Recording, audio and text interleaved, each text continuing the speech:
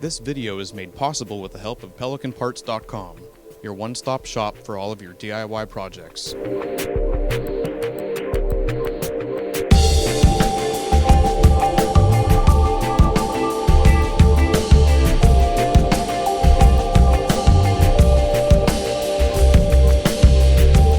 Welcome back to PCA's Garage. We're back on the Cayenne. Normally when people are talking about coolant issues for a Cayenne, we're talking about coolant pipes. Fortunately, the leak that this car has is not the coolant pipes. This car has been upgraded to the aluminum, more durable pipes. But what we're thinking is it's the coolant tank itself. So we're gonna walk you through and show you how to replace the coolant tank and hopefully take care of this little leak. So let's go over what you're going to need for this job. Most of the tools that you see here will probably be in your garage. First and foremost is protecting that fender as you lean over and work on the coolant tank. You're going to need a flashlight. You're going to need several socket extensions, and I'll explain why a little bit later. You'll need some sockets. You'll need Torx bits, ratchet, flathead screwdriver, more sockets, more Torx bits, Phillips head screwdriver, 6mm wrench there, channel locks, and possibly needle nose pliers. Lots of towels. Protect your hands. Coolant can be caustic. And a little bit of distilled water in case you need to top off the coolant tank once it's replaced.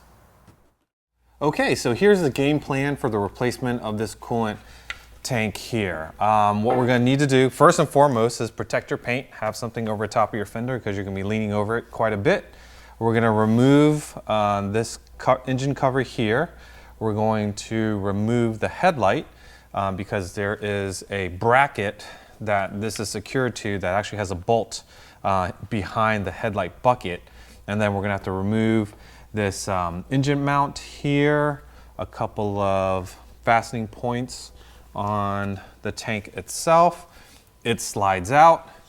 Then we're going to have to remove the hoses, hopefully catch the fluid that's in the coolant tank, and then reverse everything, put it all back together.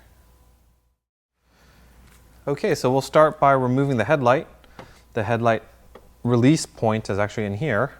So you pop that cover out with a 6mm socket.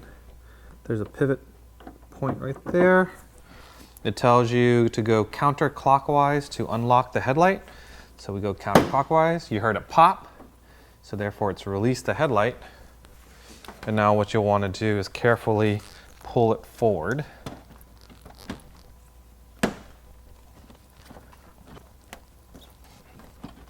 There you go. There we go.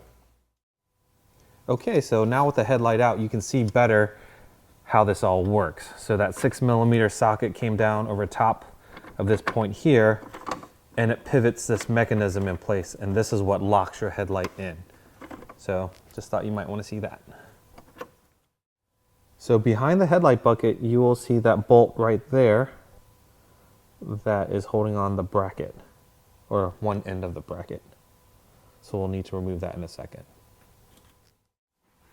Okay, so now we're going to take off these cover pieces. This one just pops right out. Park it there. With a flathead screwdriver, you can just turn these a quarter, and they'll release, pop up just like that. Let me see this. There you go. That was popped out. You might have to lift this little bit of trim here. And I think there's one more right here. Careful when they pop out, you don't want to lose them.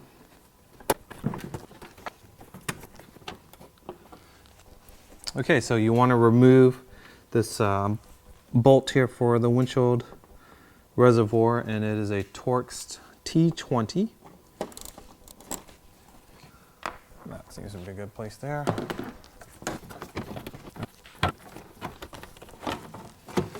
Okay, so now the cover piece is off.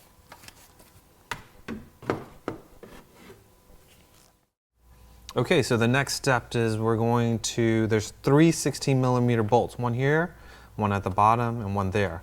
These two are holding this bracket, which is holding the coolant reservoir. This one here, we want to loosen a bit so that we can rotate this dog bone up and get it out of the way.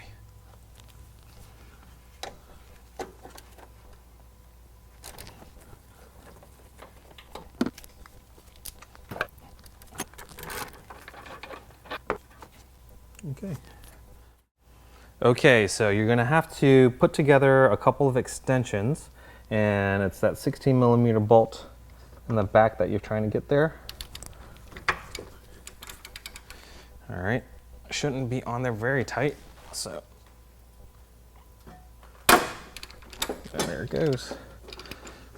Now, once it starts, you can probably just do it by hand. You want to be careful that you don't lose it, because it'll probably lodge itself somewhere down in the fender that you can't get to. So just carefully spin it until it's incredibly loose, and then what you want to do is fetch it with your hand. There it is. I've got the bolt. Carefully pull it out, don't scratch anything, and there it is. Okay, so now that we've removed that bolt behind the headlight bucket, the bracket should pull out nice and easy. And you can see where some of that coolant's been leaking all over this. So it might be a number of areas where this coolant tank is leaking. Okay, so now that we have that bracket out of the way, what we're going to do next is remove this one last bolt that's holding the tank to the upper strut mount. Remove this hose here with this clamp, this hose here with that clamp, and the very final one, which is the one that's going to be at the bottom. Now the top two, when you remove it, you probably won't have any liquids because it's at the very top of the coolant tank. The bottom, you definitely will have to figure out how to catch that. I might have a solution that we're going to try to minimize how much coolant you spill. Okay, the last bolt holding this tank in place is this T30 bolt attached to the top of the shock tower. Again, as you get close to the end of where it's biting into the fender, make sure you keep your hand close so you don't drop it down there and take an hour to find it. So we're good there. Okay, so we will now take off the two top hoses as well as the sensor plug here. Press both ends, it'll come right out.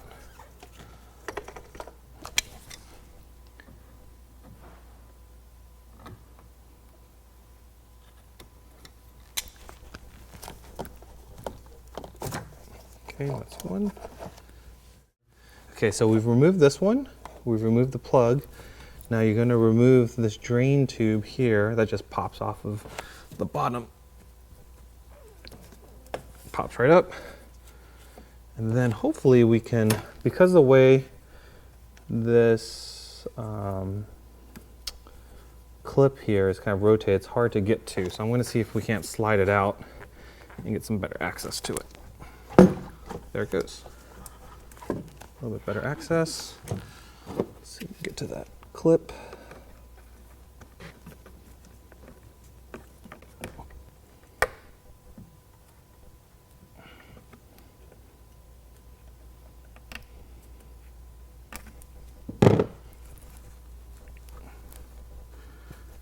Okay. Okay, so now that we've got the two top hoses, this drain tube disconnected, the sensor plug removed, it's ready to move out of place. You do have the one main hose at the bottom that looks like it's on a worm gear clamp. So this is full of coolant, and I don't want to spill all that coolant. So we're going to put some towels down. We're going to loosen the clamp. I'm going to pull the the hose away from the coolant tank, but then I've got this. I went to my local hardware store and sized up a little rubber stopper.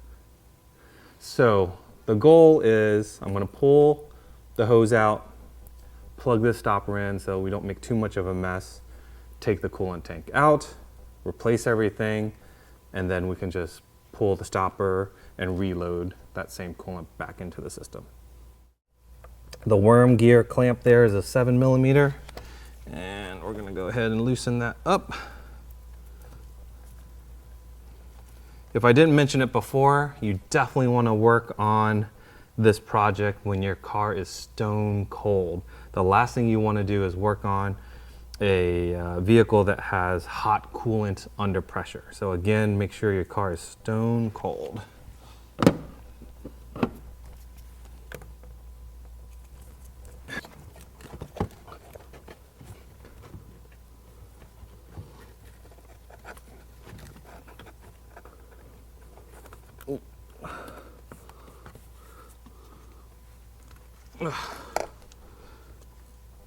Hey, look at that.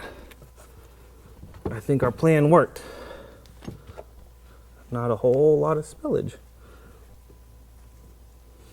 All right, everything is now disconnected. Let's see if we can't get this puppy out. Boom. There you have it. And you can see where all the different leaks are coming from all around this coolant tank, even on this side. So just time, heat, and energy causing these two pieces, however they used or whatever they used to mend them together, just finally gave up the ghost. All right, we have successfully removed the old tank, which had multiple leaks in it, and now it's time to put in the new one. But before I put in the new one, I did take the time, just in case I enter this into a Concours at some point, and if for some reason the judge looks at the shock tower, very clean. So clean that up, took 2 seconds, and we're now gonna mount the new coolant tank. As far as options for what coolant tanks to buy, you can buy an OEM one, of course, which is probably the best. And there's probably 2 or 3 different other manufacturers. And this is one of the other manufacturers. We'll see how long this one lasts. And let's put it all back together. One thing to notice underneath of the coolant tank, there is sort of this track system. The female side is actually on the car, and when you slide in the tank, make sure that this slides into that track system, so that way it stays nice and secure.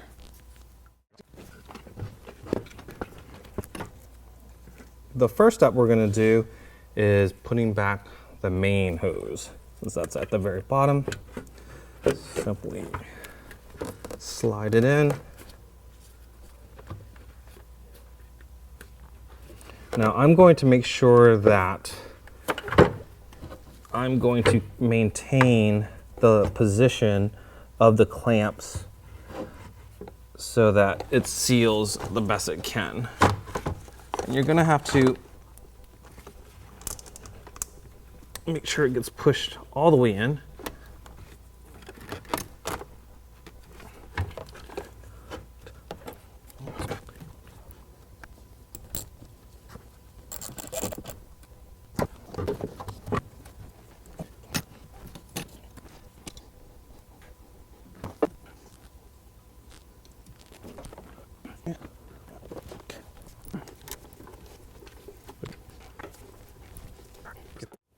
So we've reconnected all the hoses, 1, 2, the bottom one, 3, 4, and the plug. We've also remounted it, the bottom bracket to the upper strut.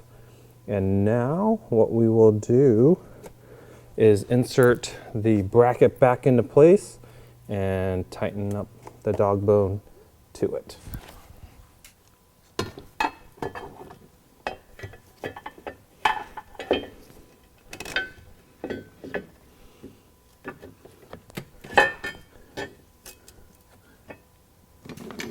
So what we'll do is we'll loosely put the mounting bracket bolts back on before we tighten them fully, because you want to make sure all the bolts are going to all fit into place properly.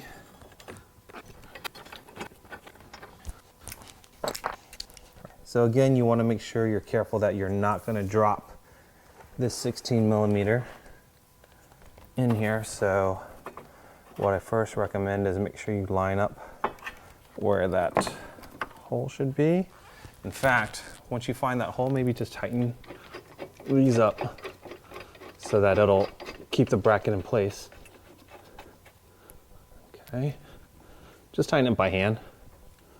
So looks pretty good there.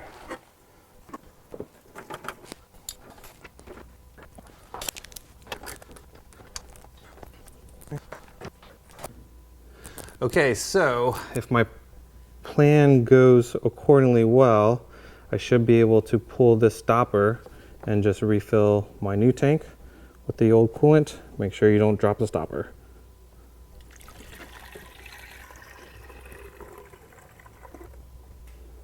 And there you have it. I love it when a plan comes together. This is expensive stuff, so you want to try to retain as much as you can. This vehicle has had a flush recently, so I knew I wanted to retain this coolant. Put the stopper back in. The coolant can be corrosive, so you want to make sure you don't drip any of this stuff onto your paint. And that's why I put the fender cover there, just in case.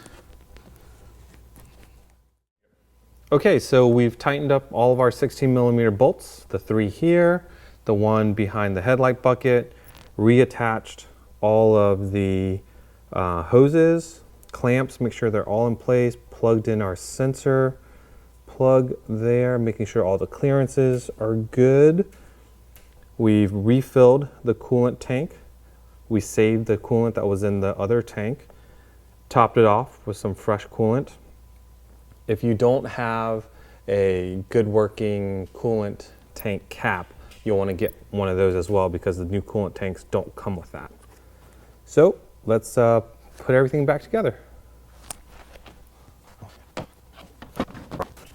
So we put the headlight back in. You want to make sure that it sits into its track. That way it slides in nice and easy. If you're having to force it, that means it's not on track. Don't force it because you don't want to break anything. Slide it all in, and then what you'll need to do is lock it in place. When we unlocked it earlier, we used a screwdriver with a socket end, and it kind of popped out pretty easily. But to lock things in place, you need a little bit more torque. So I like to use this little wrench here, but you should hear a click. If you hear a click, then that means you're good. There you go, click. Okay, so we're buttoning things back up. We're gonna put our fasteners back in. Unfortunately, I'm missing one fastener there. I'll have to get later, but we wanna put back the bolt for the windshield washer neck here, and it's a T20.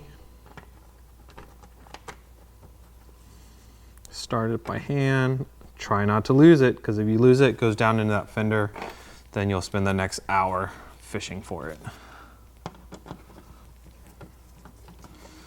And this is plastic, so you want to snug it, but not go crazy, because you don't want to crack anything. You don't want to create another problem. Okay. And then this, everything is tight, double checking all in and around there, looks good. That pops back on. All of our trim pieces here.